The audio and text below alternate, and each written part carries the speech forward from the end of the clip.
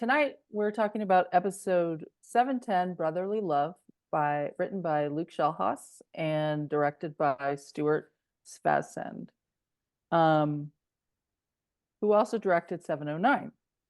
I'm Courtney Williams. I'm producer of Outlander Behind the Scenes. I'm a book fan since 2006 and a show fan since September 2014, so almost since the beginning.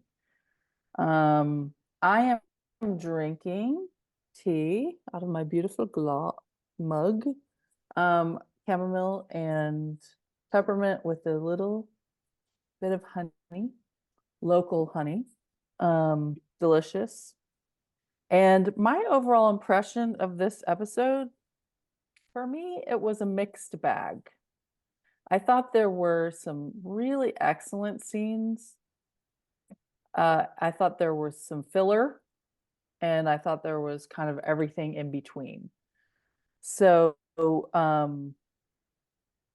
yeah, I'll get into more detail about that later, but that's my overall impression. It was a very mixed bag for me. I am Kathy Harmon. My overall impression of the episode was that they packed a lot of history into it. I am a book reader and book fan and a show fan, but I'm actually can't remember most of the books, which is kind of helpful now because I enjoy the show a whole lot more.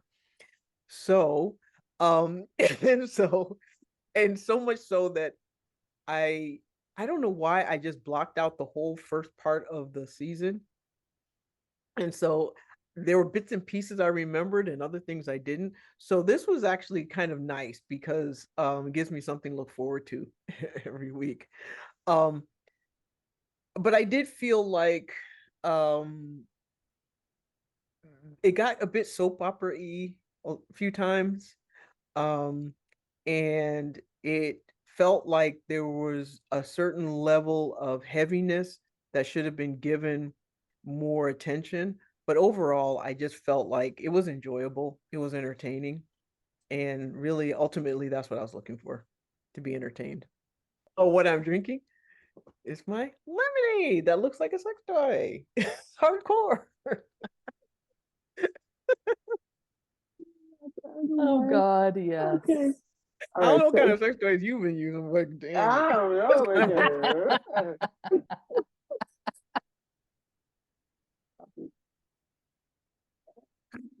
That's gonna go down in history like the dry humping. Watch. Anywho, go ahead. Can't believe you remember that. Forget. Oh God. Yes. Okay, I'm Antoinette.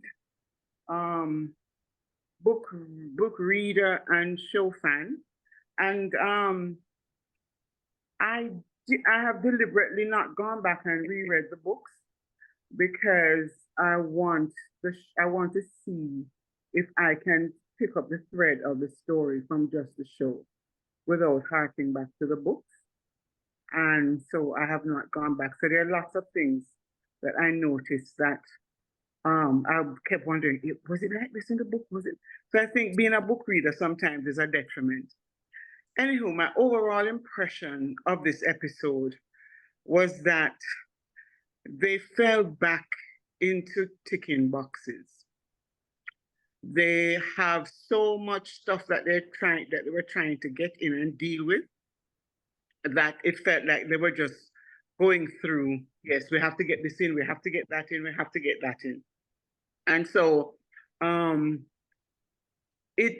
gave the episode a 3, even though there were some scenes that I really liked. I felt that in order for it to work with so many different threads, the writing has to be spot on. And I thought that it didn't quite work because it did feel like they were just ticking off boxes. I'm sorry, I'm drinking whiskey. What kind? My name is Carmen, and I write the Outlander Anatomy blog. And I have been a book reader since 2014. And in that first half of that year, I read all of the books up through Moby that were out, all 8 of them. And then I started watching the series later that year. So I enjoy both. I try to appreciate each one for their own unique qualities. Tonight I am drinking Good Earth sweet and spicy tea. My overall impression is that I would give it 3.5 stars for many of the parts, a few 4. I felt like very similar to Courtney. I felt that some parts were really, really strong and then other parts were not, and fell down on the job. And I feel like it had to do with the writing. I agree with Antoinette about that. Okay. Yeah, just a brief comment about that. Since we had the same director, we had a lot of the same actors. It was interesting to see what was different, and we had a different writer. So, okay. So favorite scene, Kathy? Honestly, my favorite scene would have been, which is gonna seem very odd, between William and Rachel in the farmer's market. I just Yeah, felt like it I don't think that's was odd. well acted. I felt that it was very genuine, and I felt it made the rest of what happened in the scene make sense, especially since, but it just seemed odd because his connection to her seems a lot better than Ian's. But anyway, that's for later. My favorite scene would have had to be the opening scenes with young Jamie and young Ian and Ian's father, teaching them how to fight. And we saw where this, on my left man came from, or is it on my right? Whichever. On my left. On my left. And then the transition from young to older, I thought worked really well. And the scenery, the backdrop, the character that is Scotland was just breathtaking in those 2 opening scenes. And so those 2 scenes were my favorite. Well, I think it was one scene were my favorite. I might be a little drunk. Cheers.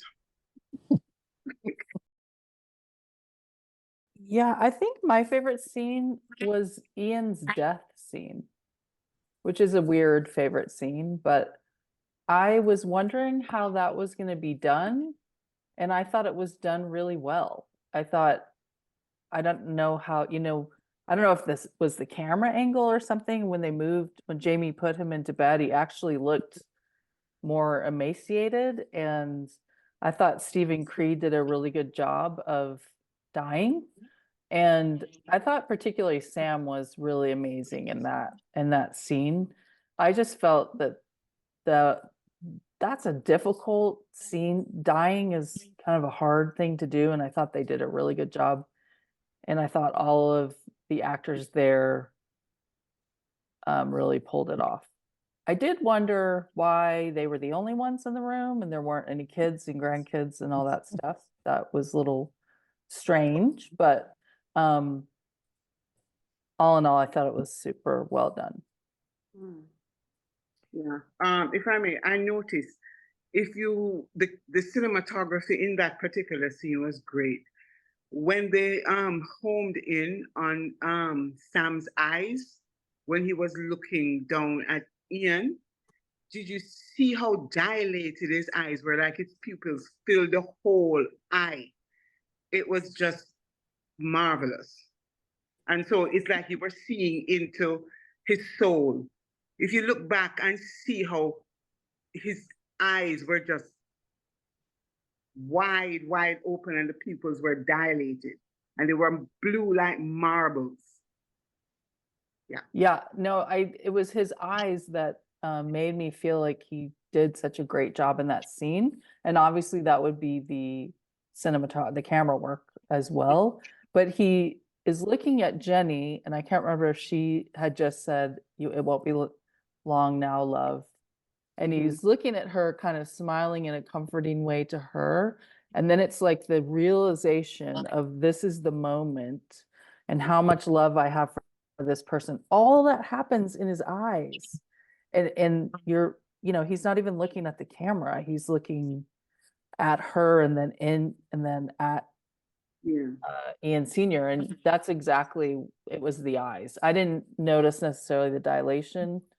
But yeah, Sam's just an amazing face actor. I would like to say one thing about that, and that is that them being the only ones in the room was not typical for that era, because that era, it would be typical for the entire family to be in the room when a member of the family passed away.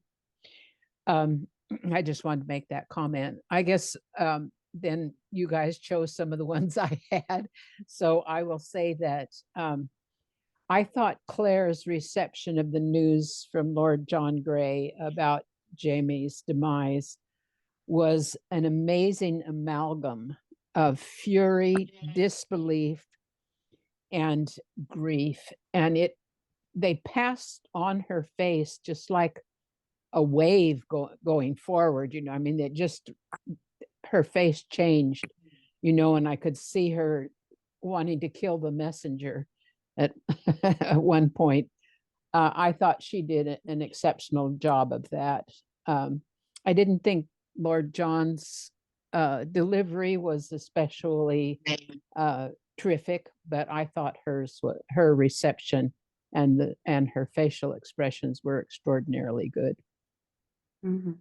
I remember when I watched that scene thinking, wow, she really has grown as an actor. Because I remember if you go back and watch season 1, episode 1, and then see this, I mean, it's like the amount of growth is incredible. And that scene definitely made me think, wow, she's really grown. Jamie's always been good. I mean, Sam has just been good. He was good from the beginning, and so there wasn't a lot of room for growth because he was just so good right from the beginning. But with Ian though, you could see the difference as well. You could tell that he's done a lot more in a lot of other different things as well. Yeah. You know what? I thought that was a strong scene too, but cynical me, I'm sorry, but I was seeing the scene and I said, course, of course, we have to set up a scene for Katrina's Golden Globe / Emmy / nomination, because they always give her a vehicle in every season, sometimes more than one. And so I thought, yeah, this might be one that they submit for your consideration when it comes around to award season. But she pulled it off, she pulled it off. And what I liked about how the scene was done, when in her mind she goes back to that shipwreck and her almost dying and drowning in the water. And she took us all back there with her. And you could see that she's imagining that this is what happened to Jamie. And so I thought that was so well done, so effective. That whole drowning, shipwreck, the whole nine. That was very well done. That worked for me. I agree with that. I thought that whole sequence was pretty amazing. And like you said, Carmen, watching her go through denial, and just the anger, and then don't touch me. I thought it was very book Claire too. It just felt very Claire, very well done. And then the yeah, like you said, Antoinette, kind of the just like I'm kind of going into some, and I thought maybe guys might talk about it in medical and anatomical. I don't know. So, it's not PTSD, but it's something.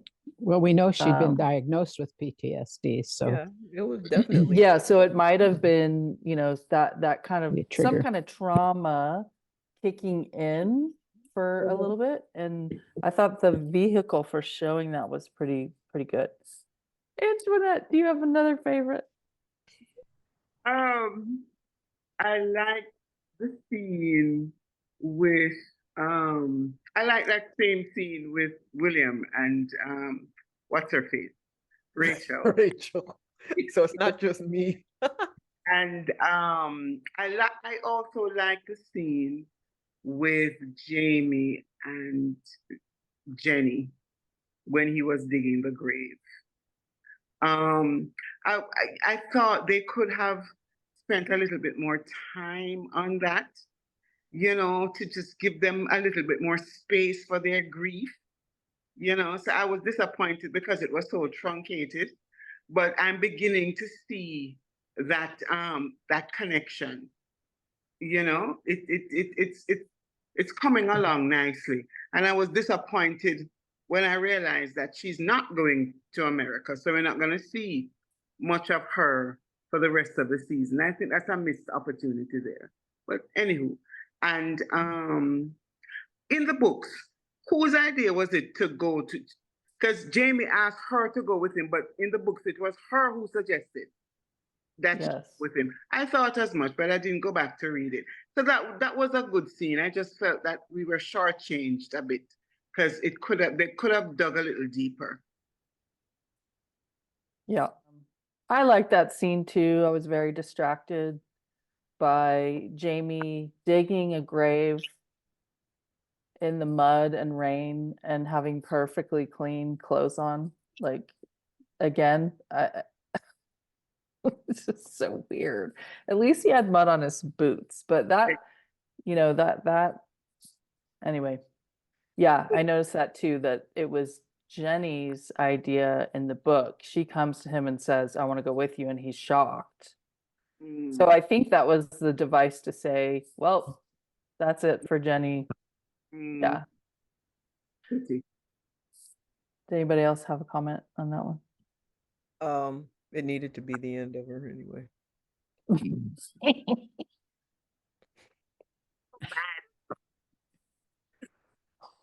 What? What did I say?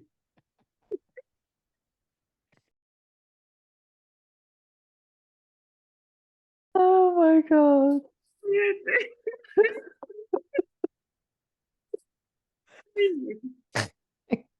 She grew on me. Okay. She never grew on me. No. That's the only switch out that just irked me the whole time. Actor. No. Big shoes.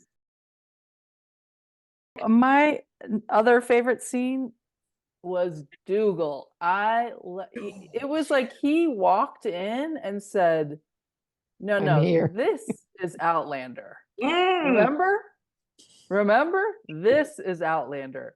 He was in perfect character, just like gave a gravity and a like anchor to that whole scene.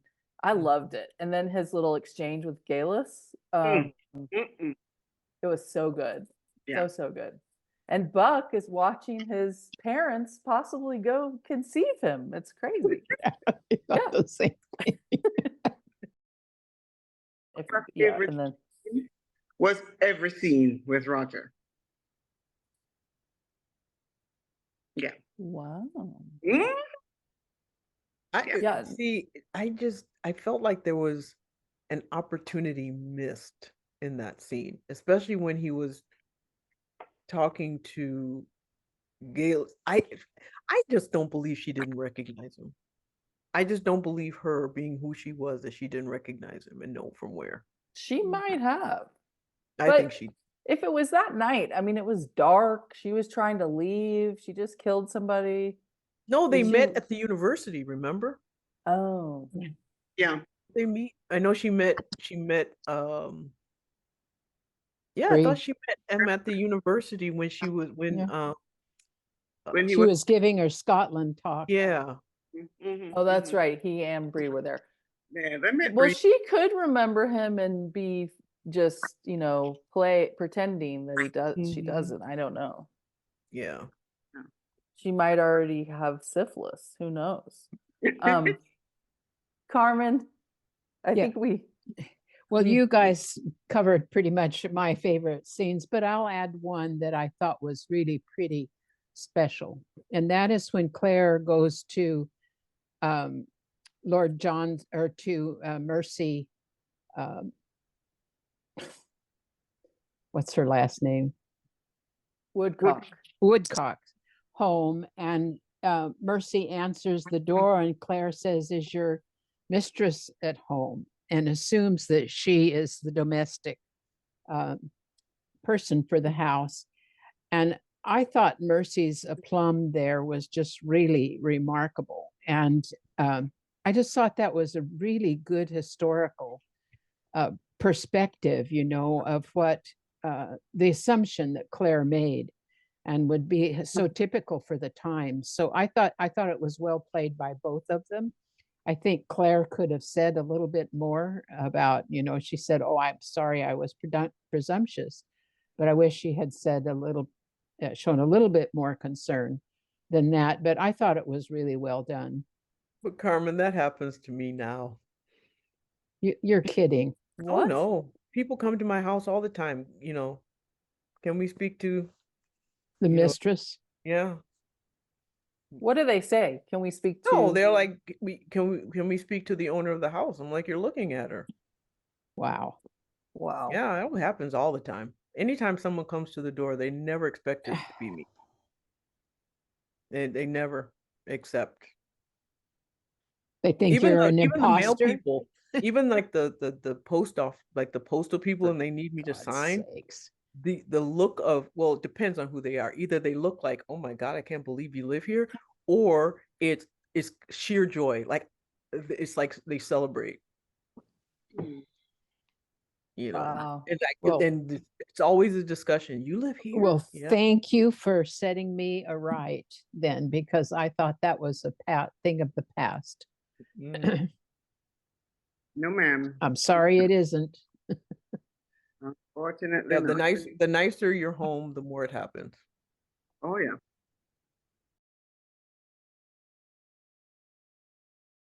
Something similar used to happen to me when I started practicing, because Mhm. I started in a county that was predominantly Caucasian. And oftentimes, the only Black people in the courtroom were defendants. And so many times I was going into the courtroom, and the deputies in there would assume that I'm either the mother of one of the defendants or I'm a defendant out on bond. And the look on their faces when I opened the thing and went and sat at the prosecutor's table, sometimes it was priceless. Wow. It really took me, sometimes. And Well, a judge actually said to me once, "Are you sure? Are you sure you're sitting in the right place?" wow. Whoa. I'm I got representing. kicked out of a surgeon lounge. Well, I get it with They tried to kick me out ageism, of the surgeon lounge. Mhm. and also with them asking to speak with my husband, even though I'm the bill payer in our house. Mhm. They'll want to speak to my husband. Oh yeah, that happens. Yep. Those Just- things are. Yeah. Anywho, Yeah. it is what it is. Well, let's go on to if you guys have anything to go through what worked for you. One of the things that I thought was really effectively done was when Ian Senior and Jamie are looking out over the lock and sitting in the in the fields and talking about, we got a glance of their history and how their brotherhood came about, and their reaffirmation of their brotherly love for each other, which of course the episode is named after. But then immediately it segued to the Liberty Bell and to Philadelphia, which is the city, or was the city of brotherly love. I don't know if it is anymore, but that's its historical terminology. And I thought that was a very clever segue to do that, to juxtapose the two. One, the actual existence of a brotherly love between two unrelated men, and then the city that claims the title for themselves. To be honest, I don't really like this episode that much. I just it I mean, there were individuals acting that I really thought worked well. Yeah. It felt like the chemistry between Rachel and William was really good.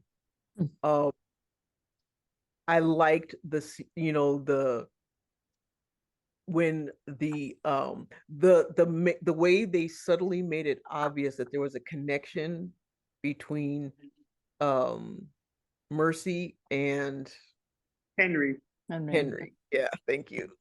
But it was subtle. It wasn't like really overt. It was subtle, and she was really competent, but you knew her competence and her strength came from the fact that she didn't want to screw up because of the person she was caring for.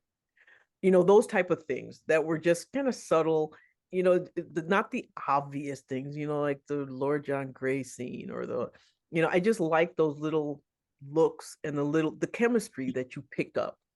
And that's really what worked most for me, was just the non-verbals, the intangible connections between people.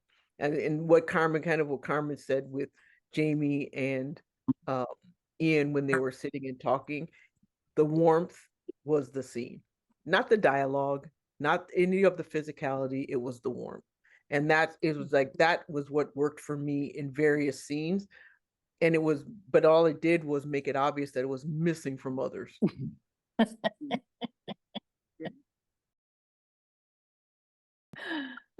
It's fun to have you back, Kathy. So let's see what worked for me. I'm gonna say, because I've been complaining about the costumes being too clean. I still think that, but man, there were some beautiful costumes in this episode. Like the purples that the suit that Lord John Grey had on, it was like a mauvey purple, and then Claire's full length purple coat, like eggplanty Eggplant. coat that she had. Yeah, it's gorgeous. Yeah, I mean, I really noticed some of the costumes, and they are beautiful. And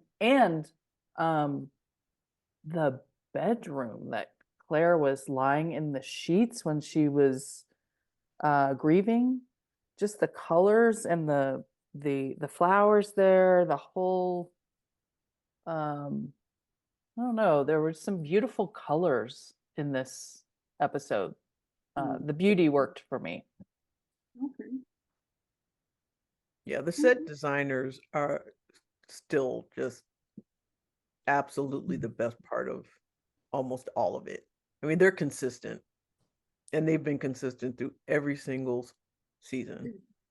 Yeah, I mean, they did a good job of transitioning from John Gary Steele, which is, I think it's which was hard. I did not think they were going to be able to repeat this. Excellent. Yeah, it's very large shoes to fill, and I feel like it was a seamless transition. Yes. I mean, I can kind of see that it's not John Gary Steele, but it's very well done. Yeah. Antoinette, what worked for you? Well, what worked for me was Roger's internal dialogue. I thought it was hilarious.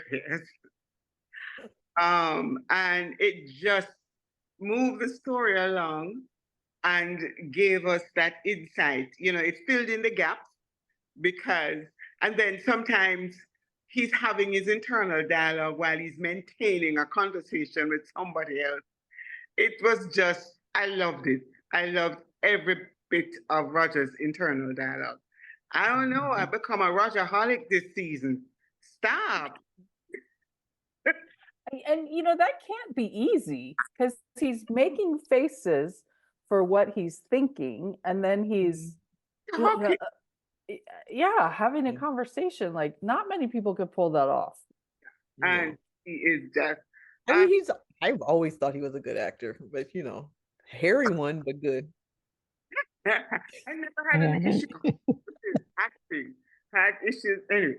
So yes, that I'm just loving. I'm just loving that. I'm loving everything about Roger this season. And some of the subtleties that Kathy mentioned, like in that scene where their papers were checked, and the look on Claire's face when the soldiers didn't want to check her papers. That was just hilarious to me. That tickled me. And Definitely. it's that thing that Galis used to listen to Buck's chest. Mhm. I don't know why I found that hilarious. I don't know. It just looked weird. I'm saying, how the hell can't you hear anything? It looks like a rhinoceros tusk, sort of. And I'm We'll wondering, have to hear about that in medical and anatomical, because I believe that particular thing is referenced in the book quite a bit, that Claire uses those. I forget what it's called, but Penard, oh, what? Penard stethoscope. Okay. I wanted to say about Roger, I mean, they were just in a room. That's it. There was nothing going on. He created everything in that room. And when you think about that, it's amazing.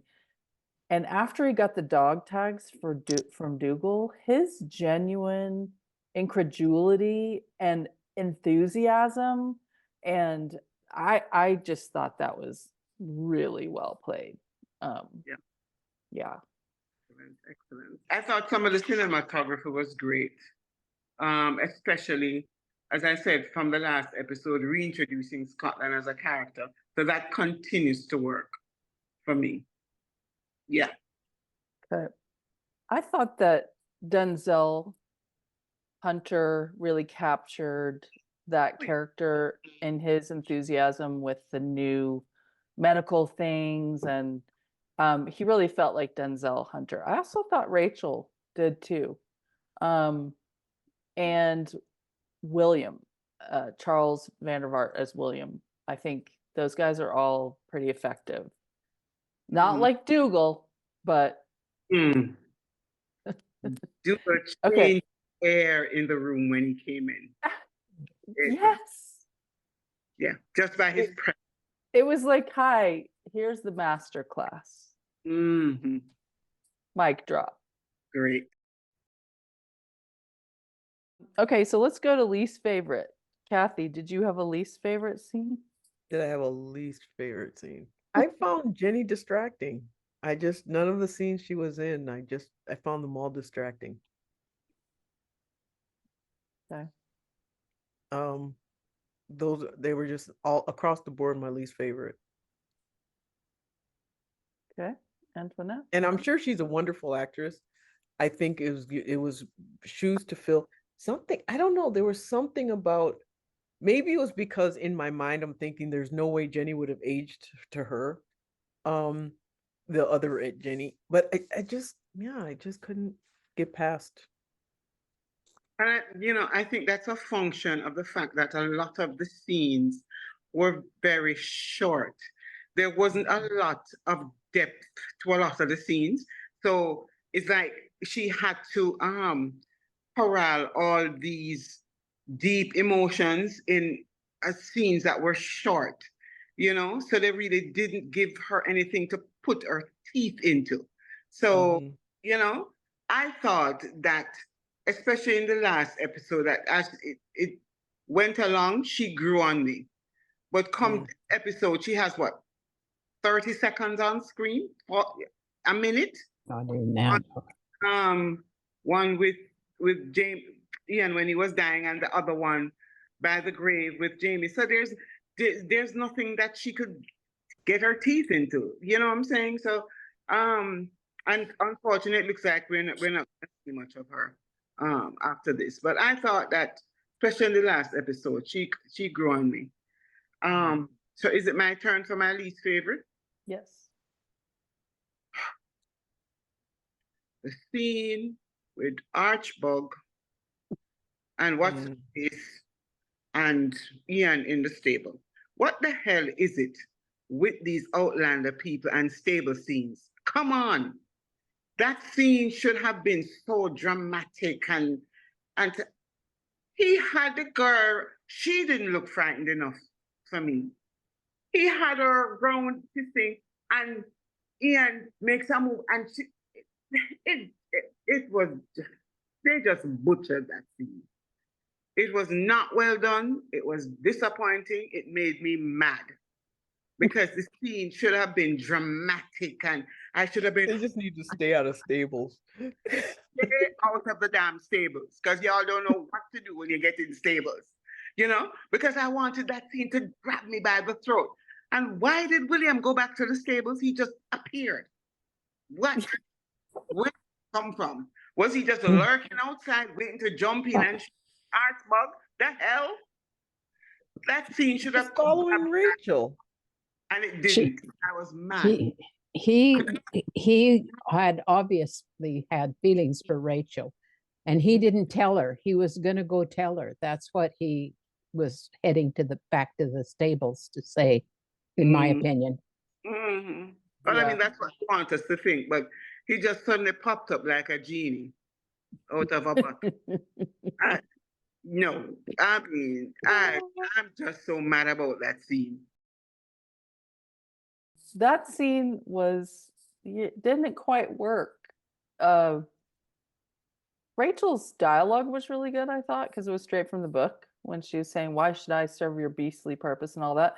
But when he grabs her by the mouth and he's like, "I'll let you breathe for another minute or something," we can hear her breathing the entire time. She's like, so I mean, it just, and then I'm sorry, but the stunt double was probably like 40, and Hugh is not 40, and he was like, and you'd just be like, oh, like, I don't know. It's, yeah, and yes, Ian being able to just grab her away with, I mean, Archbug's supposed to be this like hardened, really tough, like, how could he do that? And yeah, it didn't, I get you why that didn't really work for you. No more And of all stables. the scenes, I mean, they could have left that out and brought back Marsley and Fergus.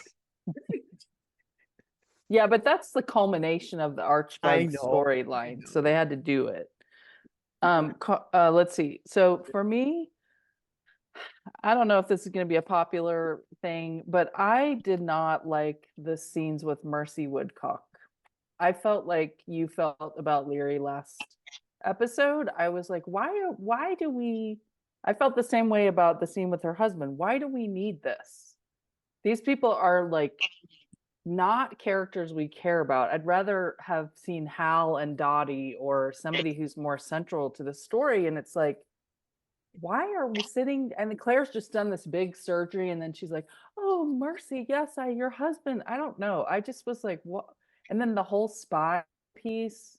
I just didn't really like Claire's arc in this episode with and yeah. So just all the, not the exact surgery, but even, and Claire shows up and she's like, "Before I do the surgery," and she just got out of the carriage.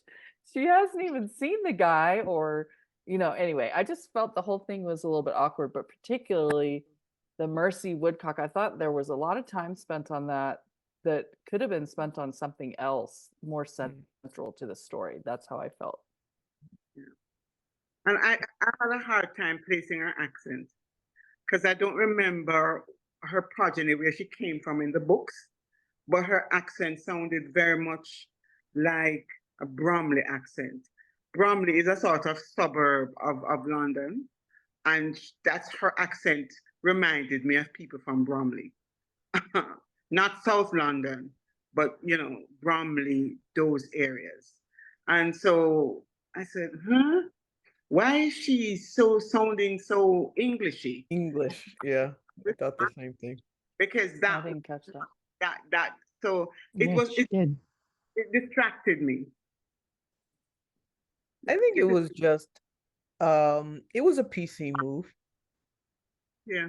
I think the amputation wasn't, other than highlighting the conflict between physicians. which could have been done really with any scene. Wait, this is The a last different. That's episode, not, like there was that oh, conflict around how they were going to handle his leg, Yeah, Mhm. and that so there, but the army surgeon was oh wait, but you're at talking the same about time, Walter how did that Woodcock? move the story? Okay, But it wasn't really clear. I don't see how it moved the story along, really. Exactly. No, it was Even when he was dying and all the rest, it just didn't. Carmen. How about you? Do you have a least favorite? I do. It was the surgery scene because nothing was right in it. Yeah. Almost Mm. nothing. There was a couple of things that I could say about it that was correct, but almost all of it was wrong. I'll come back to it later. Okay, you can go on to what didn't work. To me, the pace didn't work and the jumping around didn't work. It just seemed like we went from past to present to Ian to Claire to Jamie to it was just like jump, jump, jump, jump, jump. And it just nothing. It's like you couldn't get into a scene well enough before it jumped into something else. Mm. Also, what didn't work for me was the scene between Rachel and Ian, where they were sitting and he's supposedly declaring his love. I found the chemistry between her and William so much more. I just didn't see the chemistry. Partly, I think, is because Ian has lost his youthfulness, the actor himself. Like he was acting younger than he seems, and Yeah, it or didn't fit. something. Or I couldn't understand why, given Ian and given William, was like, why Ian? Mm. Oh God. Yeah. Yes. Yeah, he's her wolf. Why though?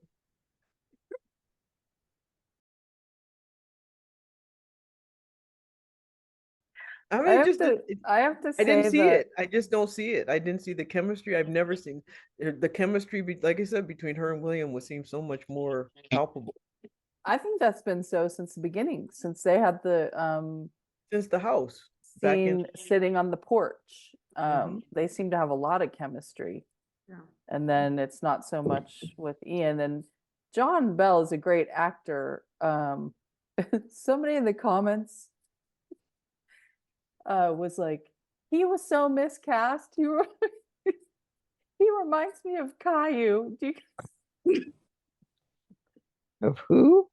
Caillou is this Canadian whiny kid that I never let my children watch because they were just like, he was just a whiny little bratty kid. It's he a was Canadian show. bald. So for A some bald little kid. reason, he was like 4 or 5 or Yeah. 6 or something. But anyway, I find that his acting hasn't grown a lot throughout the episodes. But it's weird because I thought that he did so well in the episode before. I thought that he showed a lot of growth as an actor in that episode. His scenes with old Ian, and his scenes with Jenny. I thought that he owned those scenes. I thought that so I was very, very much looking forward to this week's episode. But I think you're right, the chemistry is off. I think it used to be a lot more believable in the previous season, but there's a disconnect there. There is a disconnect there. Yeah, I agree. yeah. I don't know what it is, but it's obvious because there was chemistry, I thought, between them in the earlier season. A little bit. It was there, and I could see her attraction to this exotic man who is the polar opposite of her. He's a man of blood, a man of war, blah blah blah. So I could see the attraction to this exotic Indian Scottish person. But as you say, when you see her with William, I think it's because William is emoting more and she is responding to that. He's I cute. don't think that, well, that too.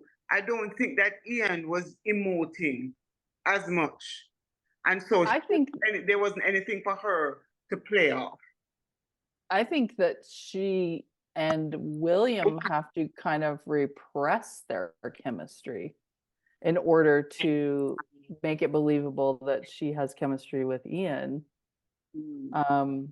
That's because I feel like those two have a lot of chemistry, William and Rachel. Mhm. So I agree with you, Kathy. I've felt like that the entire time. Yeah. That's a big story arc. Yeah. Let's hope it improves. Yeah. So I will say too that on the last episode, a couple of people cited the gold balls in episode 709. The King of Men, his goal is offering his gold balls, and Leary has him by the balls. And it also goes back to in episode 308, First Wife. Ned Gowan says, hang on, he says, Jamie says, "What does Leary want?" And Ned Gowan in his little, oh, his great Cricket little accent voice. says, yeah. Well, I believe her chief desire is to have you castrated and your bollocks mounted on her wall, but I suspect that she may be amenable to alimony. So And she was. So we think that was an allusion back to that scene, which I thought was a great catch by a couple of our viewers, which is Veronica Defoe and then Linda, who I don't know her last name, but so I went back to 308 to see that scene, and I watched the whole episode, which I really enjoyed. But the problem is that Jenny was in that episode a lot. And then I went back and watched this episode for my second viewing, and I was like, oh, I can't. Yep. Ruined it for me. Because that the original Jenny she just embodies that character, and she's got the like that spunkiness and that, she's like attractive, and she's got a lot of energy, and she's like, oh yeah, I see you. There's just all of that there. And the new She was Jenny, cunning. yeah, the new Jenny is just sort of missing. Yeah, if I didn't watch them New back to Jenny, back, her strength didn't come through, her intelligence didn't come through. yeah, And also at the time that the first Jenny was in, she was also one of the best actors in the series at that yeah, point. yeah. And she was my favorite character, Yeah. aside from after Jamie. Does anybody have anything else that didn't work for them? The Yeah, market the scene. pace, the pace in which they went from Jamie dying to him suddenly, it just seemed like a weird jump. I guess if you understood the times, but where from Jamie dying to them catching her as a spy to Lord John saying, we have to get married. It's the only way I can protect you. And it was like, but the way he did it was just like, just explain why. We're going to get married. She was like, I can't believe you're. I mean, it was like, there was a couple of times in the episode where it was like, the dialogue was such that it's like, it was unnecessarily complicated. It's like, just be direct. Stop talking around it and just say what you mean. Yeah. And why. It's like in a situation where that's wrought with emotions or, complications or anything else, you're going to be very direct so that there's no misunderstanding and you're not, it just didn't seem to make a lot of sense to me. But was that like normal human interaction? Period correct, Well, I think it was the way they interacted. It was just like normal human conversation does not do that. You come in and explain. In fact, most often people start explaining first and you're like, what's your point? Instead, he just like jumped to the point without explaining why. And it just didn't seem, but that happened a couple of times. It just, And I was confused. I agree with you in terms of the pacing. Last episode, the transitions worked almost seamlessly, but this episode, I found the going back and forth to be a distraction. and then some of the details that were missed. Like, so Claire Woodcock Miss Woodcock comes to her and say, I have a message for George Washington, and it's imperative that it be delivered. And you see her go and put the one message, and then the next scene, he's saying messages, and she has been going back and forth and delivering messages. So did she take over? No, that just didn't flow for me, and I couldn't suspend my disbelief. I kept saying, "What the hell? What are they doing?" You know, and yeah. So yeah, where is she living? Does she have a separate house? And is she living with Lord John? Because where the curtains are the same in wherever she finds. So that whole thing confused me. Yeah.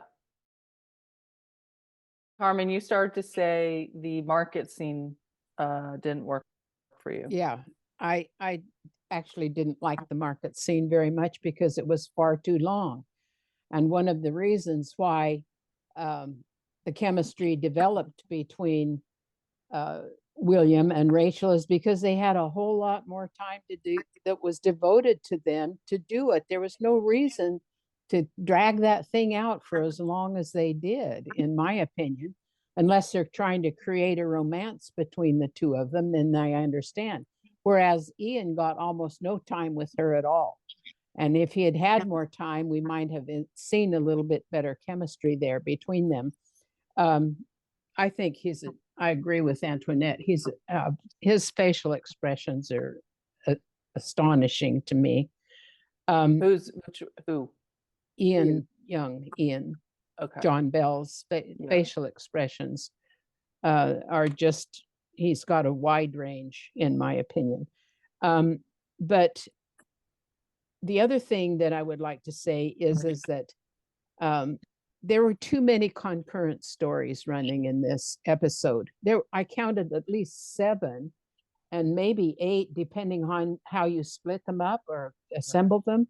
There were too many. And like, I agree with Kathy where she said, it just seemed like it kept jumping around. Well, yeah, because they were juggling all of these balls in the air. And I didn't think the writing was very deft in order to do that. And you really have, if you're going to do that many, you really have to make sure that you are writing deftly and concisely and precisely. And I just didn't see that kind of writing by Luke in this episode. And some of it could have been the editing as well. You're right. Yeah, that's true.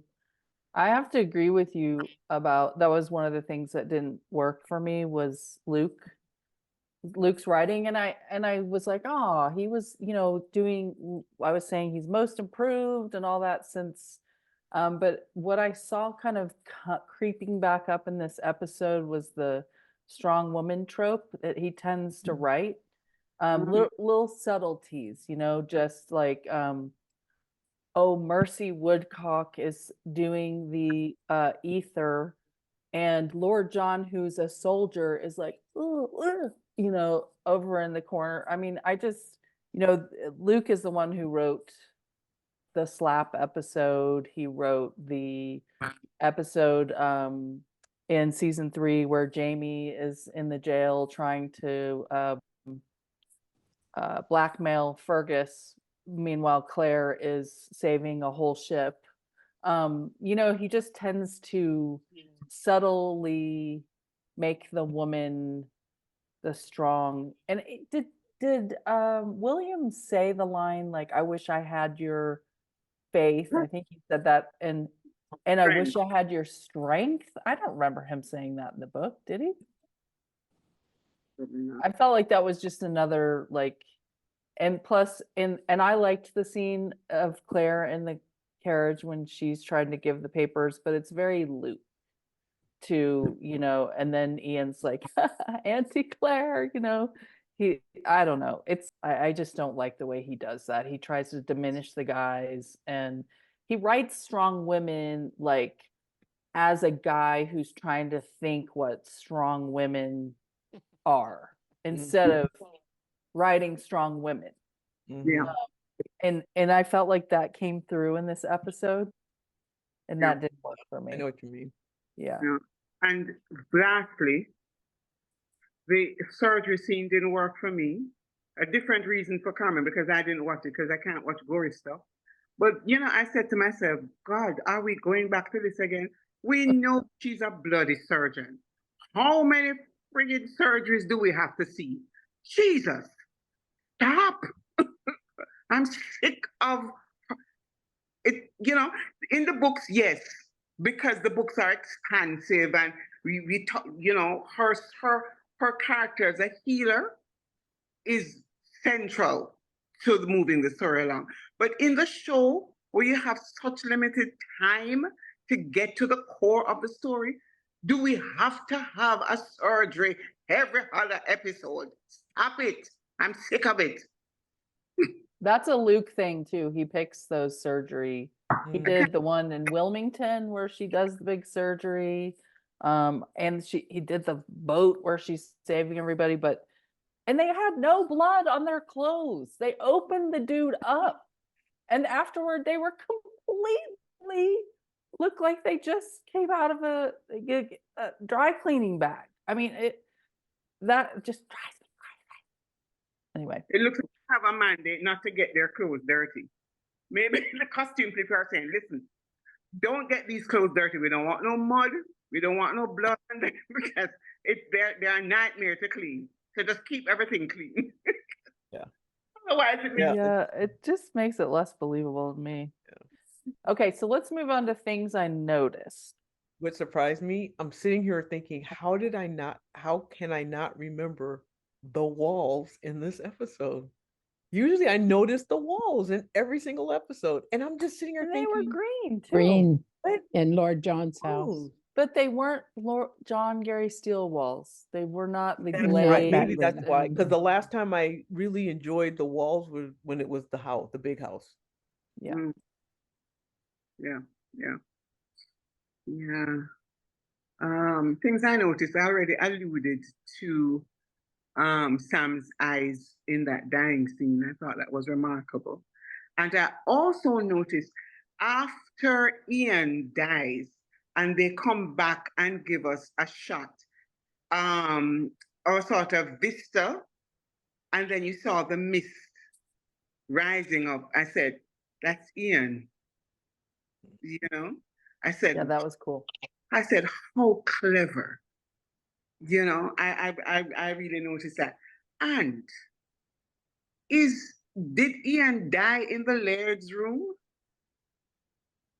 Because it's that blue wallpaper, the blue flory thing. But when Jamie and Claire were at Lallybrook, they were in the Laird's room.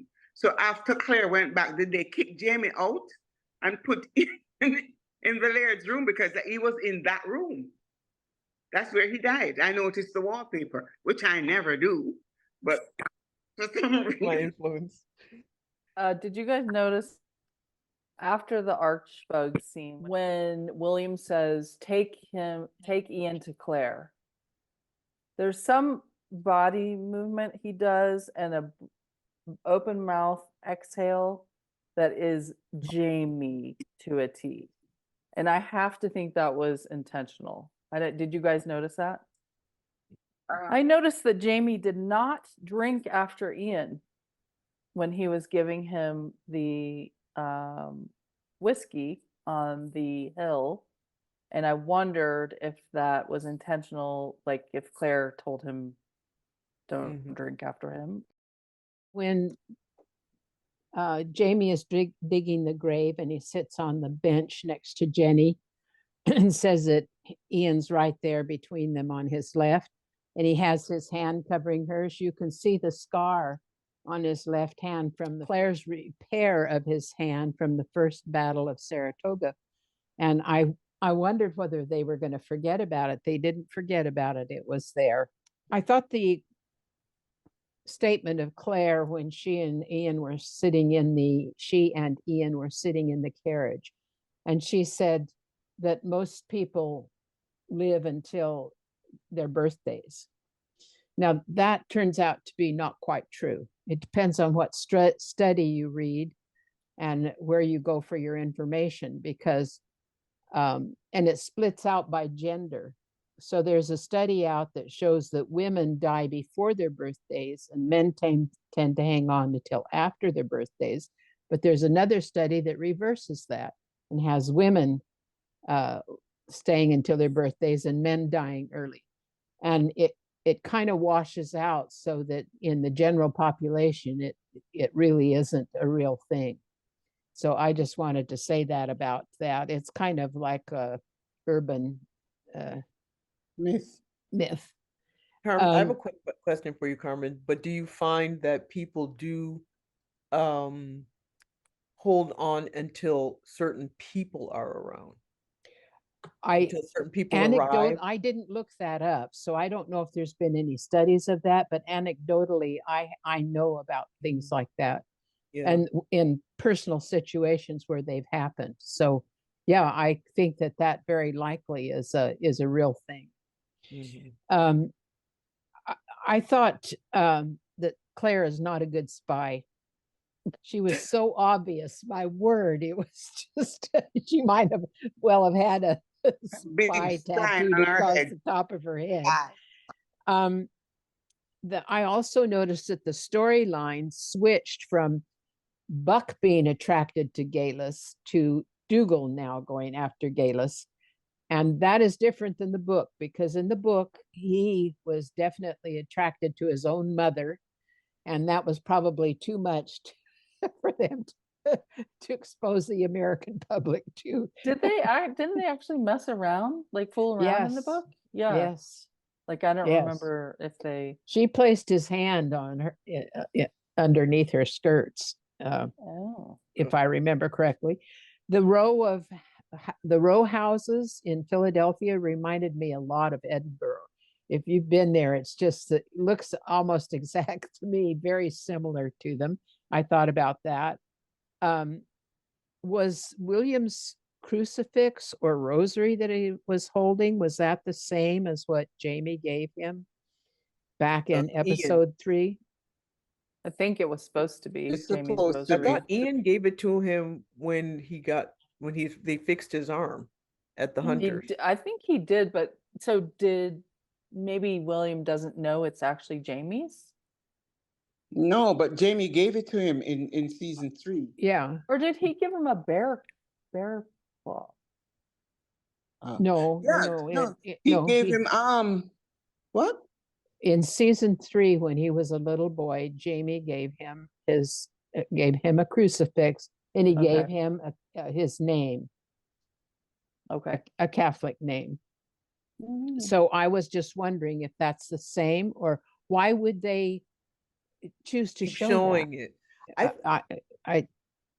I don't know the reason for it, and I thought that might be it. I also noticed, and this is my last one, when they were in the carriage, Ian and Claire, the scenery outside was moving way too fast for the speed of the carriage. And I found that quite distracting, because Yeah. the CGI was not right for that, for the speed of To show you how confusing the scene jumping was, I thought they were still in Scotland when they were in the carriage until they got out. And I was like, oh wait, there's someone there in the state. Like they just missed the whole boat ride and everything. It was like, okay. Yeah. that was a Yeah. big leap. It was very choppy. Let's do medical anatomical. Okay. Yeah. Go for it, Carm. So one of the things that really stood out to me is that Luke totally missed Denzel's historical expertise, because Denzel went to medical college in Philadelphia, paid for by John Hunter. John Hunter was the surgeon to King James III, and he was a famous anatomist taught by his brother William. The Hunters are famous in England and Scotland for their anatomical expertise. He went and trained with John in London. So he was familiar with the inside of the body. And for him to, express this awe at seeing the gallbladder, was just totally away from the history of who he was as a physician. He would have dissected many bodies under not only in going to medical school, but also under his apprenticeship with John Hunter, who was a distant cousin of Denzel's. So that was really a mistake on Luke's part, that he missed that whole history. When he said a jade looks like a jade pear when Claire has the gallbladder in her hand, and he just looked like, oh, I've never seen one before. I picked that up too. Yeah, they didn't do surgery in the cavities, the abdominal cavities. They did mostly extremity type surgeries in those days. But he certainly would know his anatomy, and he would know it well. So that would not be a surprise to him at all. So that was really kind of weird. I think that another thing was the surgical scene. So one thing that was correct was that they were wearing masks, and she would have implemented that based on her training, Claire's training. But then the anatomy was very bad. First of all, you see her cutting down the midline of the body. Did you notice it was in the midline? The midline of the body is called the linea alba, and it is a bloodless line. You don't have a welling of blood coming that comes up. And so she wouldn't have been covered with blood.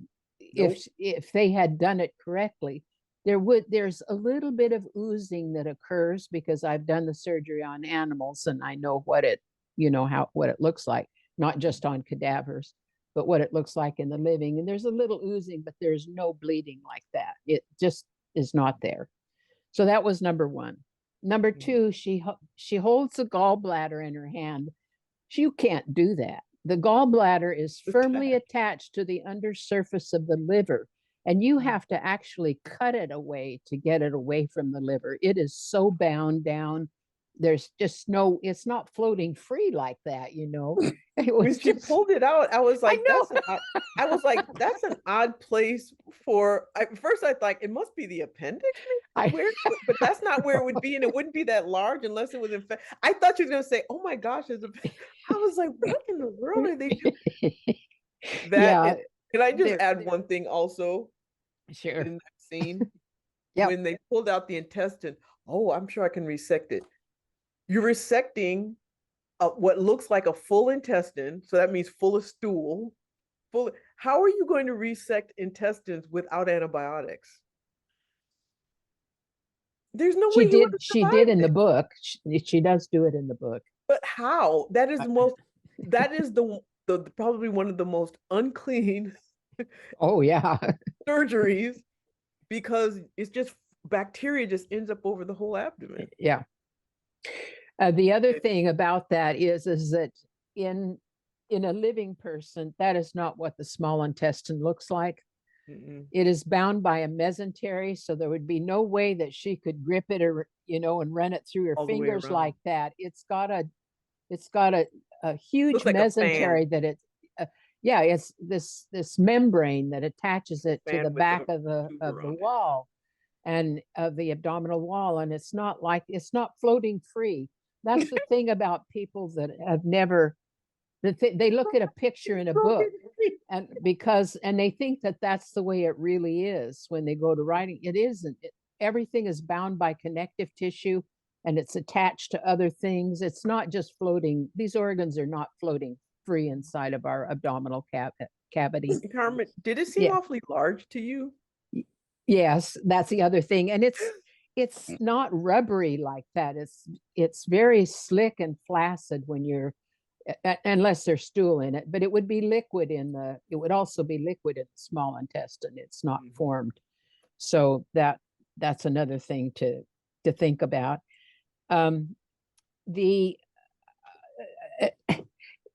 Denny says, I removed one of the balls, right? And he stuck the forceps apparently through its entry wound and was able to grasp the musket ball and pull it out he didn't open him up. And that's why he expressed surprise when Claire said she was going to open him up and do the surgery internally on him. But he said that he was worried about going after the second ball because it might be near the hepatic portal vein. Now, I guess that was done to make it seem like they knew what they were talking about. He said the ball was under the pancreas. That is exactly where the hepatic portal vein runs. And if he had been anywhere close to it, he would. I mean, just to get the first one out, if it was under the pancreas, he would have put that vein at risk by sticking forceps in there, and just grabbing around. It's a huge vein that drains the small intestine and most of or large part of the large intestine and the spleen, and it goes to the liver and delivers all of the products from those organs to the liver. And it's a very important vein. He's right, but he would have already been messing with it if he was where he said he was. The foxglove tea was accurate. So Gallus did good in offering Buck the foxglove tea. It's got digitalis, and foxgloves has digitalis in it, and that is the main source of the drugs that we use for the digitalis-derived drugs is from foxgloves in the United States and probably the rest of the world. But what it does is it strengthens cardiac contractions. It increases the heart rate and the rate of blood flow from the heart, the ejection of blood from the heart. So it Carmen, does a good generally job. though,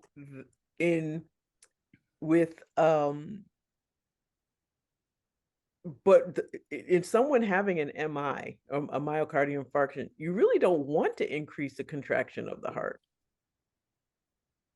Because what that means is that it requires more oxygen, it requires more blood flow, and that actually is the last thing you want when the blood flow is already being reduced. You want to open up the blood vessels, but you don't want to do more work for the muscle itself. Well, that's true. That's the thing. Yeah, with so digitalis is actually probably the last thing you want to give somebody who has an MI. It's the only thing she had. Yeah, probably. I mean, it's probably the only thing she had that was cardiac active. Yeah. But if he was having chest pain, it would have made it worse. Good to know. I didn't know that. See there? Good thing you were right there. So Gillis used a Pinard stethoscope, and that was usually made out of wood or from the past and everything. The problem of it is that the Pinard wasn't invented until 1895.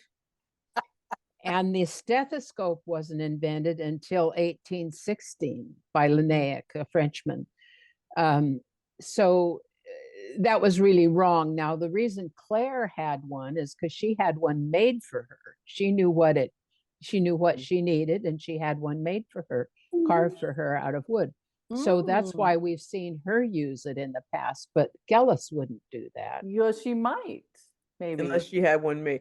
But the If other she thing had with one that, made, though, is even Yeah, with she'd have to modern know about stethoscope, it.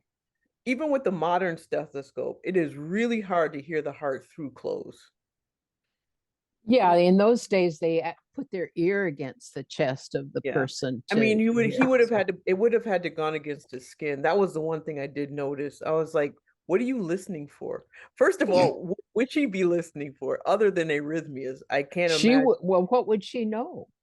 I mean, she was an herbalist, but what would she know about cardiac arrhythmias and what, Yes, but she's a strong woman, so she knows everything. That's right. So she could do cardiac surgery, actually. Yeah.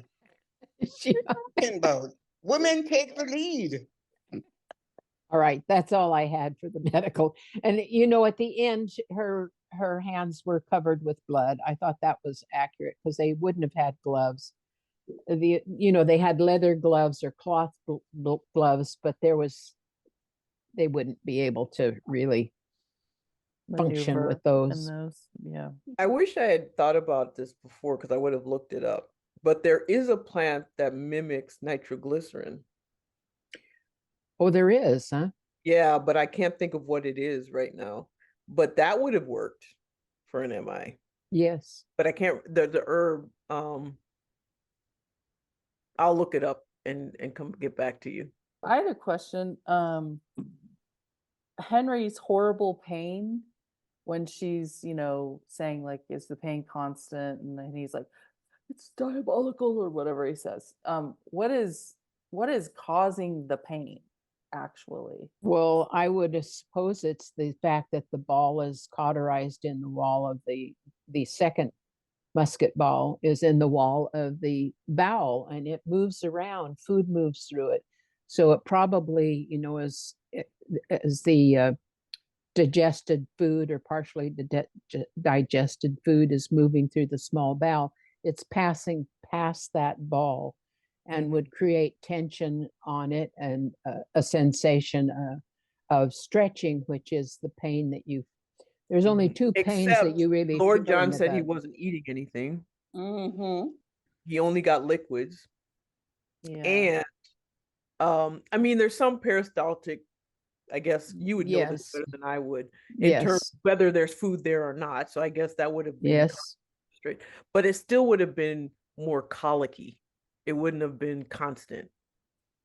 Then get worse, then get better, then get worse and get better. If someone described that to me now, I would think aorta dissection, not intestinal. Or dissection. Well, Yeah, watch it. Watch my it. leg dissection.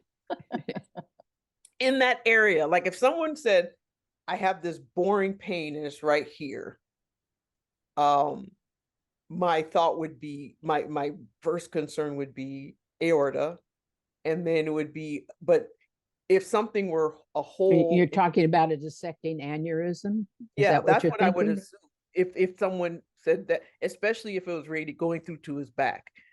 But for intestinal, it's usually colicky. That's the whole point of when you say something, meaning that it kind of comes and goes in waves, then you know it's something that's peristaltic. And so you just think, okay, then you think GI. Well, the Yes. reason why I was focusing on the GI, there's only really two types of pain that you get with GI. One is from ischemia, loss of oxygen, and the other one is from distension. Yeah. But he those didn't cause have pain. distension. We saw that when she cut him. But the other would have been ischemia, yes. Now that, but it wouldn't have, the intestines wouldn't have looked the way they did if that were the case.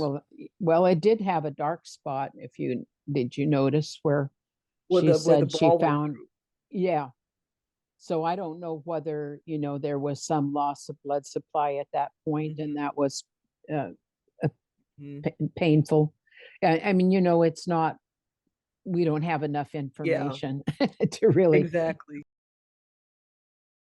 When she was palpating his back, was she checking his kidneys?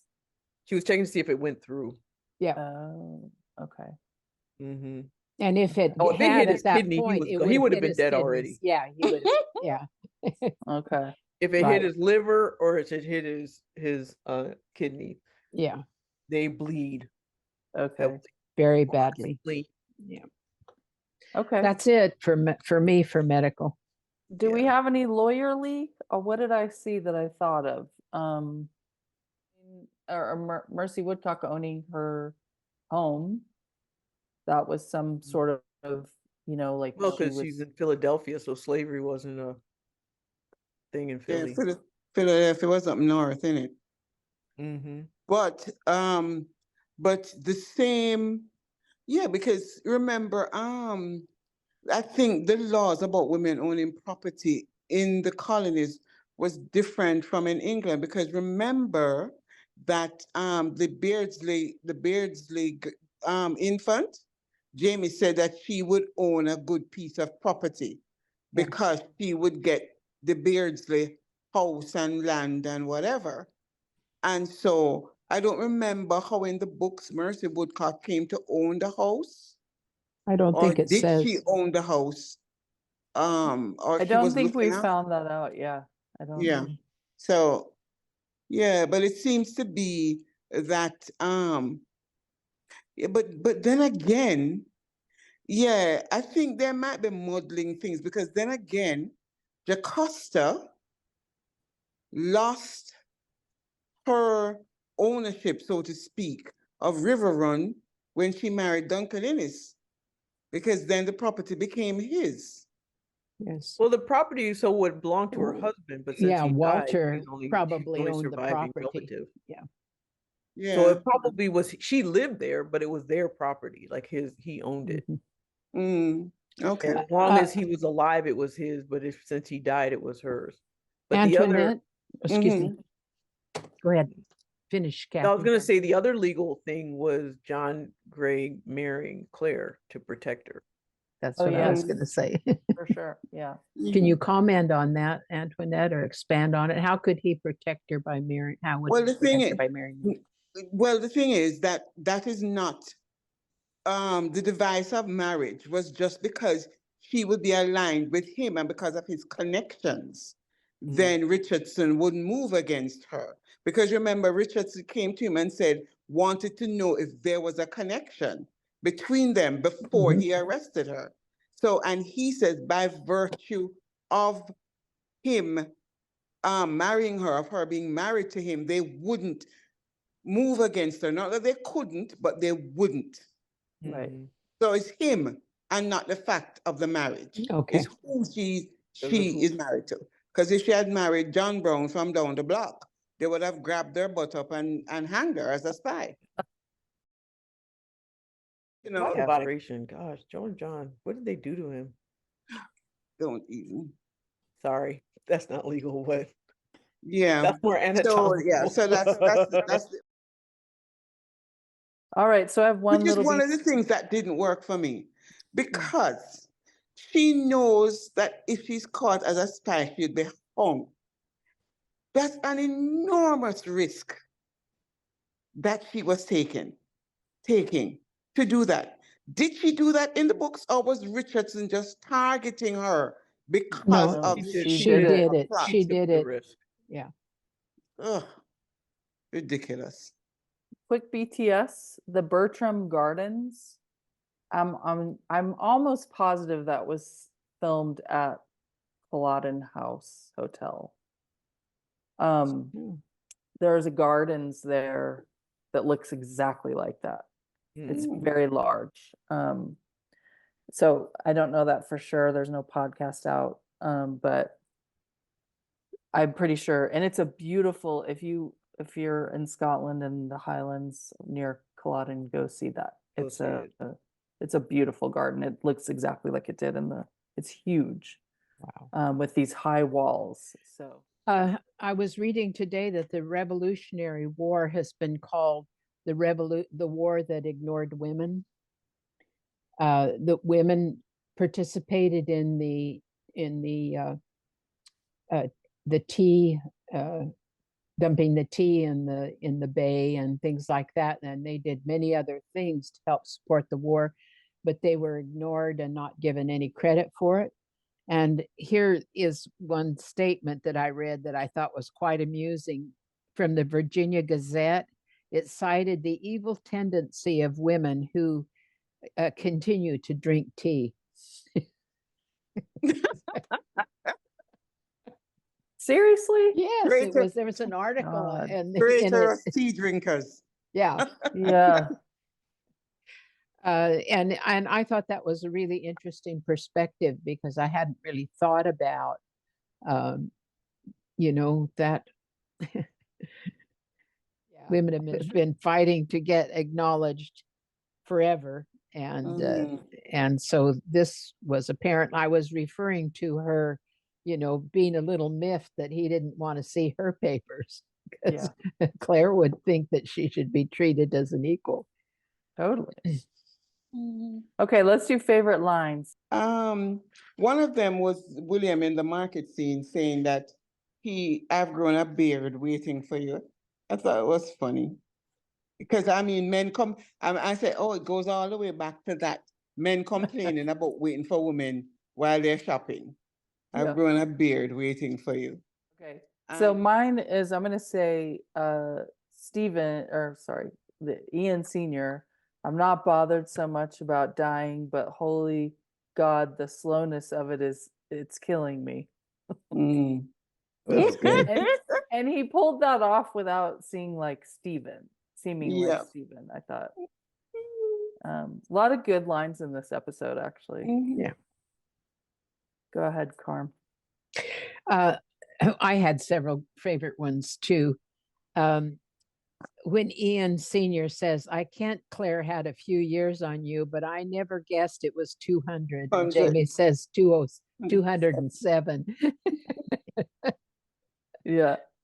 Somebody was confused on social media that it would be 205, but because she's 5 years older than him, but they forgot she went back 202 years. So if you add the 5 onto it, that's where he got the 207 from. Mm. Got it. The Okay. only thing that binds me to the earth is Ian. Did Ian say that to Rachel? Yeah. Yeah. And I mean, that resonated with me because it's something that I've felt in the past. I liked when Jamie said he's just here where he's always been about Ian Sr. to Jenny. Yeah. I like when Dougal says, perhaps you could show me your wares. I thought, you show me Ooh. yours and I'll show you mine. It felt like You know, that. the way he said where. Oh, was I so know. It was smarmy with it, it though. was That so was the sly. thing. It was He's so so sly. smarmy. That is the perfect word for Dougal. Yeah, Smarmy. smarmy. Yeah. Yeah. I think it was Jamie that says to old Ian, don't cough up a lung and die here because Jenny will kill me. Yeah. Yeah, there Don't were so laugh many and good cough up a ones. lung. Hmm? Yeah. I've got after Roger's telling Buck that she killed 5 husbands and he saw her burn the one husband for the sacrifice, and Buck says, Christ, maybe I will not have a foxglove tea after all. That was pretty good. I liked thee is a wolf too, but thee is my wolf. And I Yeah. thought Rachel delivered that line very well. She actually is very engaging, I find, and she's you know, I like the way that she delivers her speech, her plain speech. I think she's convincing to me. Yeah, I think she has the spirit of Rachel, the Mhm. character for me. Yeah. Just not the chemistry. Yeah. Antoinette, you have any more? The only other one was I like the line with Claire and Lord John when he's talking about marrying him, and you know, if you don't, they'll hang you. And she says, what if I want to let them hang me? Yeah. That was a gut punch. Yeah. She did that one well too. Mm-hmm. I liked Roger. It's an internal voice, but when Galus is saying something like, what's troubling you? And he says, 1, you're my many times grandmother, and she's moving on him, and 2, you're a murderess, and 3, and then he says 3 out loud. I thought that was a good one. There was a line with Roger. What did he say? Christ? Something. Twice he said Christ when she opened the door, and then he said Christ when Dougal walks in. He was great in that role. Anything else for favorite lines? Mm-hmm. Okay. I liked when Ian died and was dying, and he took Jamie and said, on your left, man. That was very touching to me, and a good example of their brotherly love that they had for each other. Okay, let's run through standouts. Okay. And then we'll do big themes. My standout actually was William. And of course, Ian Senior, Stephen, but mainly because it was just nice seeing him again. Um, I've become a diehard fan. I watch everything he does now. It's just, but he's good. Actually, he has some good stuff out there, outside of Outlander and all the other stuff. But I felt that William, and I don't know the actor's name. Charles van der Vaart. He does look very Dutch, actually. Um, he very well, he's handsome, one, but he acts very well. But he seems to be appropriate in every situation. I just found that his acting is just, he's soft when he needs to be soft, he's hard when he needs to be hard, and it doesn't seem like it's forced. So he stood out to me from the beginning, as soon as he was introduced as an adult. I've liked him in every episode that he Yeah, he's and strong. this one was no different. Standouts. It was hard because the scenes that I like were so truncated that it's hard for me to pick a stand. I thought Roger and his internal dialogue was a standout. I thought in the short time we had them on screen, old Ian and Jamie, Sam and Cree were just, the connection was palpable. And it is such a pity that they didn't give them more. That would have been some serious throwdown, of acting, that would have had us all touched us by the throat. But, they have to save space for Claire to do her surgery. I thought the cinematography, especially in Scotland, was a standout again. And just reminded me, as I said in the previous episode, that Scotland itself is a character in the show. So the cinematography was a standout. I thought Katrina was great in those grief scenes. She plays that so well. And a lot of what she went through brought me back to season 2, episode 7, Faith. Why, especially for me, is that sometimes I think she can be somewhat performative in some of her portrayals, but in that scene, she knows how to play grief and devastation. She does. And she did an excellent job. So definitely a standout. Yeah. And shock. She does shock really well. It's that was gut-wrenching. Okay, my standouts were Katrina for the scene when she finds out about Jamie and the subsequent grief. Stephen, Cree, and Sam on Stephen's whole death. Their first scenes in the death scene, especially. Graham McTavish. Just for his, I don't even know if that was a minute long, but he was commanding. The costumes, and I thought Rolo did a good job in this episode. Carmen? You guys covered most of mine. I thought that Izzy Michael Small, is that the way? Michael Small? I don't know how you pronounce her hyphenated. Michael? Michael. Well, that's how it's pronounced in Jamaica. Small as Rachel, I thought she did I think she's convincing as a Quaker to me. I think she delivers her lines well and without a lot of fanfare.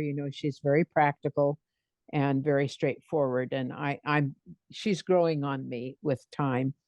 I thought the room where Lord John receives Richardson, I thought you would have noticed that, Kathy, because it was really quite beautiful. It had these dark green walls and wainscoting around the bottom of it. And then it had this gorgeous carpet that had the green in it and reds. It was a stunning carpet on the floor. So I noticed that. I thought that was very good.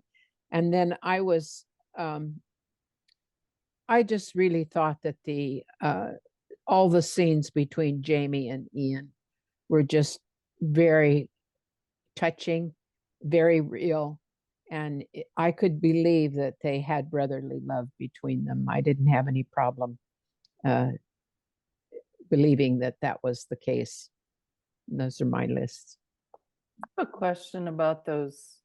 Is that period correct that they had so much blank wall and then like the long strings with the paintings hanging from them? Well, you have to consider it was wartime. And so more than But I likely, meaning, well, it was just more the design. It was like the top of the wall, it was high, but it was there was nothing there. But then they'd have these long, I don't know if they were wires or whatever. The paintings were hung that way. yeah, there were railings around the okay. top. Like old houses had railings around the ceiling. No, I think she's Okay. talking about the paintings. You could see Right, their she's wires. saying that they're hanging from the railing. Oh. Yeah, they hang from the assuming, rail, like yeah. they would hang from, they would hook and then they'd come hang them down. I would have Anyway. thought that a lot of people would have hidden their more valuable stuff anyway. Yeah, especially a rebel. I think they did bury some. Remember in the back of Mrs. Oh yeah, Figg's? in the book. Yeah. Right. So okay, big themes. Kathy, did you have a big theme? I mean, the big theme I felt was as usual about relationships. I mean, and the bond. You know, the bond that binds, so to speak. I mean, you have Ian and Jamie, you had Claire and and Jamie, you had Lord John and Jamie and Claire and Ian. I mean, it was just all about relationships and building those relationships. And it really got complicated when we got to Buck and Roger and Galus. That was fun. But not as much about relationships more about genealogy rather than emotion. But I just felt like this whole episode was just about connections and connections between people and what that meant. And that came through very well. I thought it was a continuation. What I got was a continuation of the theme. One of the themes that stood out for me in the first episode is that the juxtaposition of life and death, traveling side by side. And we saw that again in this episode. Ian dying, Jamie saying he's going to seek Joni settled in her convent. Loss is there, but life does go on. Life does go on. Same thing with Ian, that whole violent altercation with what's his face, Archbug. And then next scene, they're talking about how much they're in love and that kind of thing. So it's just life and death just traveling along basically the same path. And they're intertwined. So that stood out for me. Well, I have to say that I've been trying to see why it was named Brotherly Love beyond the situation between Jamie and Ian, which was obvious, and that was clearly. But then the rest of the episode, to me, was more about relationships rather than brotherly love per se. So I agree with Kathy. I saw a lot of relationships and love in those relationships. Lord John's love for Jamie, that he's willing to marry Claire in order to do this last service for the man that he loved. Claire's decision that she's going to go ahead and marry him, which I guess that's jumping the gun, but we already know that's what she's going to do. She's going to get hanged. That's what, yeah, what are you saying? But in order to save the other members of her extended family, whom she Mhm. feels responsible for and loves them dearly. Jenny's love for her whole family and her saying, well, she needs to stay until she's, able to, perhaps she will join them in America. Don't be surprised if that changes and she does come with Jamie. I'm not sure which way that pendulum is going to swing. There were just a lot of themes, and Ian and Rachel, William's love for, or at least his attraction for Rachel. He is very fickle. I mean, he really is attracted to a lot of different females in the books. Mhm. But he seems in this show, he's really, to me, projecting more than just, I think you're attractive, to Rachel. I think he actually is impressed with the kind of person that she is, and he tells her that that he respects her and her thoughts and her way of expressing herself. So those were all, throughout the whole episode. I felt the love for Mercy for Henry, the love of Lord John for his nephew Henry, that they were willing to take these risks in order to try to save his life and make a better life for him. Just some examples that I thought of. So I think the love of others for me was the big theme. And Rachel actually is a lot like Jenny, old Jenny. A Quaker version of Jenny. Oh, Quaker version Yeah. of Jenny. Yeah, I see Yeah. what you're, I do see that, what you're both saying, and there's also sacrifice. Mhm. Is kind of what you're bringing up, Carmen, in Mhm. this episode. Even Jamie saying, "I'll stay as long as you need me." Yes. He doesn't There's want another one. he wants to be back with Claire. Mhm. And Archbug was in love with his wife Merdina, and like spent his entire rest of his life following Ian to avenge her. Mhm. I guess he missed that part of the Bible where it says, "Vengeance is Vengeance mine, is thus mine. saith the Lord." But this is the thing. What I don't get, and this is something I don't understand. What motivated Claire to go back? I mean, I know, yes, love for Lord John, but what would have been a compelling reason to separate at a time when separation could easily lead to one of them dying, one of them something happening? It's not like their lives have been uneventful. I just don't see why she would have gone back. They in the book, it was because she needed to save Henri Christian. He was dying. His adenoids were so terrible that they couldn't get any sleep. He was, No, but that Martha, makes sense. Martha, That was you a wrote to her. grandchild. Yeah, that's her grandchild. That I makes was, sense, but coming back for Henry does not make sense. No. Yeah, I kind of thought about that. I don't think I brought it up last time, but is Henry going back for Henry really weighty enough to Mhm. like leave Ian, leave Jamie? I mean, yeah. I mean, just to go do a surgery, like, Yeah. um, Like so she that's hasn't done a definitely, million of them. But also the other you mentioned the brotherly love is just that they're going to Philadelphia. Philadelphia. yeah, That that's was just so not the obvious. other- Yeah, Mhm. right. Yeah, but it was different in the book. There was a different stimulus for her to Yeah, go. it just didn't make sense to me. Yeah, it I would wasn't. have been like, sorry, dude, your nephew's just going to die. Well, she's so reluctant to leave Jamie at all for I can't, anything. that's what She I'm goes, saying. follows Why? him on the battlefield, for heaven's sakes. But and we brought this up in the last episode discussion. Their leaving was almost nonchalant, like, well, bye. Yeah. See ya. Be counting the days. Well, maybe we're meant to just imagine that they said their goodbyes in private.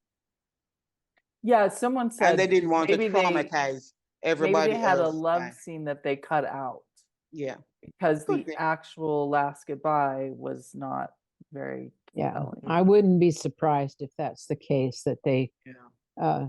you know, They left in the long market scene so that they at And the Mercy expense of some Woodcock others. And and and the surgery scene. I thought some of those organs in the surgery scene look like, when your kids have a little play kitchen and they literally have like a little plastic eggplant or something. That's what that gallbladder looked like to me, not Like I say, a jade pear. it would be have tissue attached to one side of it. It would just be a mess if she pulled it away from the liver and handed it to So, him. I didn't. What was the purpose of that scene anyway? For To Claire show to do a Claire surgery. as doing But a I mean, surgery. it didn't make sense that she went back for it, and it Yeah. didn't make sense that she did that surgery, and it would have killed him because They leaving didn't- it was caused pain, but it wouldn't have killed him. What? Surgery would. Well, the result of the surgery, because he would have Yeah. become septic, he would have There's no gotten. way he survived that surgery. Well, wait, did There's no she way- have penicillin? Did she use penicillin on him? Why would she use penicillin, her store of penicillin on Lord John's nephew? Like, I don't know. I'd be yeah. like, That was It wasn't believable. It just wasn't Yeah. plausible at all. Oh, Yeah. is it just me, or was Buck a little too placid in the face of his mother and father? I'm saying, did he know that's who it was? He didn't I know who didn't they were. He doesn't Roger know? didn't tell him. He was raised by Dougal's somebody. Who No, else? it was a family that took a him family in. that didn't have any Yeah. children. But he would have Had known a- who Dougal lost their was, right? changeling. Well, I- Roger hasn't told him yet that we know of.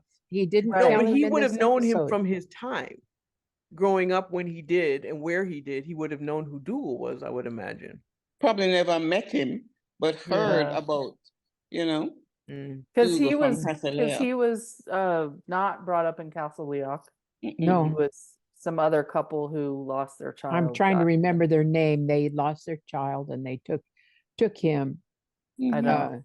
I don't remember. and Okay, raised so him as maybe their own. because I said to myself, the hell, doesn't he know that these are his parents? Why is he not flummoxed and Well, Yeah. I thought it was odd that Roger didn't tell him. I would have thought Yeah. that would be part of the dialogue. I mean, I would have said it. Exactly. Yeah, man, this is your mother and father that you're looking at right there. And Roger didn't say anything. He just focused on his own dad, but he didn't say anything about Bucks. And that just Exactly. And didn't- that she's yeah, a none of that murderer and rings a true. murderess and all That's that it. stuff. That's weird. That was weird to Yeah. me. Yeah. Yeah, overall, I had high hopes after 709 because I thought Barbara Stefanski did a great job. She But did a if- good if- job. She did. But if they're going to go down this chopping, changing route and just ticking boxes off, they're gonna piss me off. So Because this is the last season, right? No, no, there's a Oh. season 8. 8. Yeah. Okay. They've got to get Bree But- and Roger and the family back Back to the ridge. to the But ridge. And they didn't find out that they were gonna have a season 8 till they were halfway done filming that's season true. 7, and they thought that it was gonna be the last season, so they literally rewrote the whole second half. So it's not surprising that there's some choppy whatever, because they're all of a sudden Ah. like, That makes sense. oh, okay, we have to fit all the stuff in now, and And no, we have Yeah, another because season. season 8 is supposed to be book 9. Wow. So we're supposedly getting through book I still 7 and 8. I'm gonna say something really blasphemous. I still haven't read book 10. That's okay. We don't have book 10 yet. Or whichever, No. what's the last one? 9. Bees. 9. Bees. 9. I haven't Bees. read it yet. I need to Yeah. read it. It's a little different.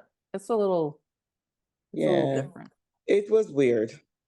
The part I that think I loved, writing the the books part that I after loved, the I show loved. came out changed what happened, changed the process. I also think it changed us Mhm. readers Yeah. because we have another expectation which has come in to the Mm. picture that has been imposed on us by the By the show. show. And we're Mhm. used to getting very fast answers now we're, you know, and responses and storylines and so forth through the show. Diana doesn't write books like that. She Nope. writes, they take forever to read, and she's got complicated storylines, and she's always written that way. So Exactly. I think it's a combination that includes the audience and what we have It can't come. not. I mean, how could it not? It's just human Yeah, nature. it is Yeah. human nature. We And don't you're even- reading it thinking, how are they going to do this on screen? Yes. Yeah. And I- a lot of it they cannot do on screen. It's not Exactly. not Not I at doable. all. I felt maybe that Bees wasn't fully, I don't know. There just felt like there were some really slow parts in there. But I felt like That's that all her before. books. All her books are like that. Yeah. I felt like that before, and then I go back and I am like, oh wait, this doesn't seem slow. Hmm. I sometimes, was and- of course I read it as a draft. So so I, even though she had moved around a few things from where she had them when I read it, but I've read it now 4 times, and I like it more each time I read it. yeah, it seems It like one wasn't- of those. You know, it wouldn't ever be my favorite of her books, but it's come up from where it was before. Where It it was was, down, yeah. you know, down around 1 or 2, and now Mhm. it's come up to the middle for me in Mhm. terms of, and you know, when you think about the fact that she had 2 grandsons born during the writing of it, she wrote, she was writing side novels, she was writing episodes for the show, and traveling to all kinds of events that she wasn't doing in her prior books. I mean, she had signings and things, but they were nothing like what she did after the show got started. It's Yeah. a wonder she was able to produce it at all. It's true. To And me. she was also watching dailies and commenting on it for multiple seasons. That, and then and she giving the broke her feedback. arm. She broke her arm Yes. during it. I mean, it's been quite a journey for her. My hope, my hope is that it picks up after this, because trust me, Yeah. if they do this box ticking stuff, is that they have a list, you know, of things. Oh, we have to get this in. We have to get this in. We have to get this in. You know, and you know my usual pet peeve: sacrificing character and depth for drama. And they're creeping into it now. Well, thank Yeah. God. Do we have any more stable or barn scenes? Because because That didn't happen in a stable or a Now barn. there was a good That barn. scene- There was a that good scene- stable scene that I could think of. Which one? That's when Malva was peeking at them Oh as they yeah, were. that was good. Oh, That okay. was good. She was. But Jamie and Claire's love scene and whatever that Oh, that was, they Oh, ruined season that. 5. so terrible. That was a debacle. So terrible. That was Anyway, embarrassing. Anyway, to I gotta watch go it. It because was I've got so an early. bad. Yeah, I've I've got to got go an to early too. night I'm tonight. falling Yeah. asleep. Oh my goodness. It's just been so lovely to see all y'all and do this. And let's hope the episodes pick up so that we have something more joyful and things that we can wax poetic over and just goo gaga over. More Barbara. Yeah. More Barbara. Less Luke. I wonder if they're gonna bring back. Did Stephen Wilson then ever come back to direct any of the episodes? I didn't see his See name. his No. name. I I like mean, him. didn't see Barbara's appear anymore. Really, Yeah. I liked I him. didn't. I Yeah, liked I him. think Stephen it's Stephen was so a hit or great miss director. on the directors because they, Yeah. you know, it's so 'Cause long I in know some of between the- yeah, there's seasons. some They good have to ones. get work. Yeah. Yeah. Yeah. Oh, Anyway. Lord. All right, But y'all. stop I gotta go to experimenting with bed. our favorite show. Okay, bye Good guys. night. Mwah. Bye. Good night. Good night. Good I'll see you night. Monday. Hugs and See ya. kisses. Stay All right. safe. Bye. Bye bye. Okay, bye bye.